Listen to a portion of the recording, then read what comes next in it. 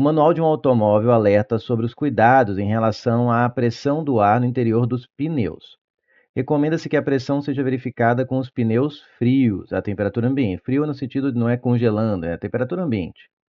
Um motorista desatento a essa informação realizou uma viagem longa sobre o asfalto quente. O pneu que aconteceu foi esquentando. Em seguida, verificou a pressão com o pneu quente e deu P0 no interior dos pneus. No interior dos pneus não era a recomendada pelo fabricante. Em seguida, verificou que a pressão P0 no interior dos pneus não era recomendada. Claro, o pneu está quente, né? Foi desatento. Na ocasião, a temperatura dos pneus era T0. Após um longo período em repouso, os pneus do carro atingiram a temperatura ambiente T. Né? Durante o resfriamento, não há alteração no volume dos pneus, isso aqui é imprescindível para a análise que a gente vai fazer, e na quantidade de ar no seu interior. Isso aqui era previsível, mas o correto é falar, foi muito bem feito aí por parte do Enem. Né? Garantir que o pneu não está vazando, coisa assim.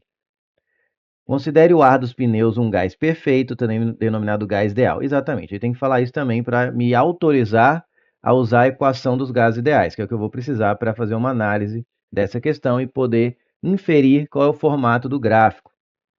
Durante o processo de resfriamento, então ele está falando do processo de resfriamento, os valores da pressão em relação à temperatura, P por T, observe que não é P por V, que é o que a gente está acostumado a ver, né, na maioria das questões, e sim é P por T, pressão por temperatura, é um gráfico um pouco fora do padrão que está acostumado, são representados pelo gráfico e tem 5 opções aqui. Bom, o que a gente sabe? Que a temperatura diminuiu, mas todos os gráficos, a temperatura está indo do T0 para o T, então isso não ajuda a excluir nenhuma alternativa. Tá? Então, o que eu vou fazer aqui? Eu vou usar o conceito aqui, vou aproveitar esse espaço também para resolução, para análise, a equação dos gases ideais, também conhecida como equação de Clapeyron. Eu não sei se tem alguma letra, alguma consoante duplicada aí, em Clapeyron. Eu nunca lembro de olhar aí atrás para ver como escreve direito, mas está aí, Clapeyron, é mais ou menos assim que escreve o nome dele. É a famosa PV igual a nRT.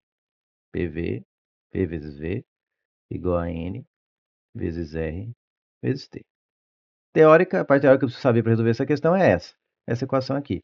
P é a pressão do gás, V é o volume, N é a quantidade de mols, R é uma constante dos gases ideais, e T é a temperatura. Tá? Como que eu faço para essa questão? Como que eu faço? Agora é a parte da resolução da questão. Como que eu consigo deduzir se o gráfico ele vai e cai, se ele vai subindo, né, a pressão vai aumentando à medida que eu vou do T0 para o T, se a pressão fica constante, se a pressão decresce linearmente, se a pressão cresce em forma exponencial aqui, ó. Na verdade, isso aqui pode ser também 1 sobre x, né?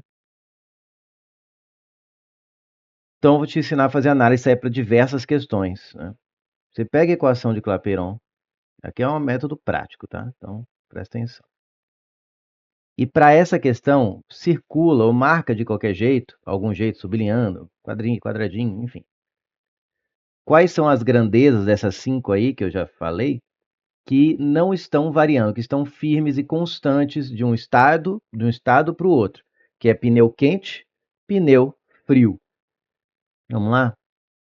A temperatura variou, né? Quente para frio. R é uma constante por definição, então você marca.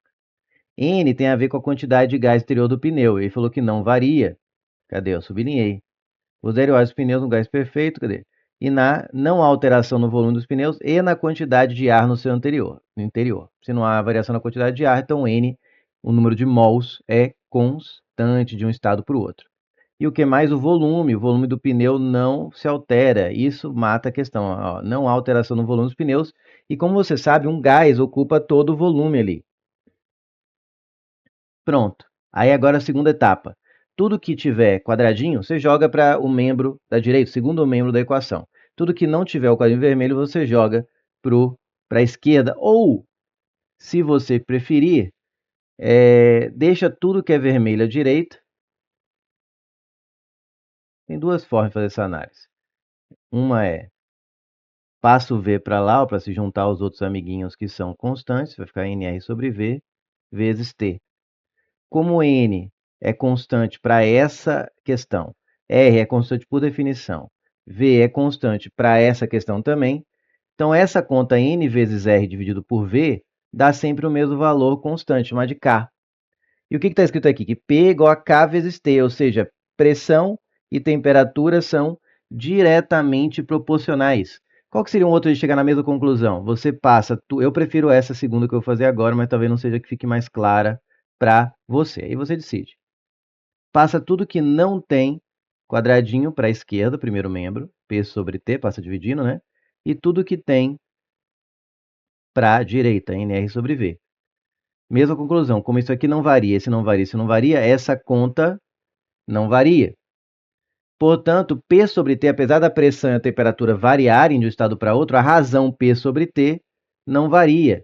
Quando uma razão é constante, no caso aqui pressão dividido por temperatura, se diz, isso em matematiquês, né, em qualquer duas grandezas, quando a razão entre elas é constante, se diz que elas são diretamente o quê? Proporcionais. Ou seja, a mesma conclusão aqui. Quando uma cresce, a outra decresce. Né? Você pode perceber aqui ó, que isso é uma função do tipo y, que seria o p, né? Ó, o p está fazendo o papel de y, e o t de x, igual a k vezes x. É uma função que de primeiro grau, ou seja, o formato é uma reta. Como a temperatura está diminuindo, a pressão tem que diminuir de forma linear. Qual é o único gráfico que, quando a temperatura diminui, a pressão diminui linearmente? Aqui está fazendo em dois estágios, né? Ele primeiro diminui a temperatura, a pressão constante, para só então diminuir a temperatura, diminuir a pressão na temperatura constante. Não, os dois diminuem simultaneamente. À medida que vai diminuindo a temperatura, vai diminuindo a pressão. É o que a gente chega aqui nessa conclusão. Não é em duas etapas. É a diagonal, que é a hipotenusa desse gráfico, que é o gráfico correto. Aqui está falando que a pressão se manteve constante, mas a gente já viu que são diretamente proporcionais, ou seja, com uma decresce, a outra decresce. Aqui, quando a temperatura diminui, a pressão aumenta. Não, se o volume é constante, a pressão cai. Aqui a pressão também está aumentando, está subindo. E a S encaixa com uma luva. A temperatura vai diminuindo, simultaneamente a pressão vai também diminuindo proporcionalmente. Tá? Gabarito é de elefante.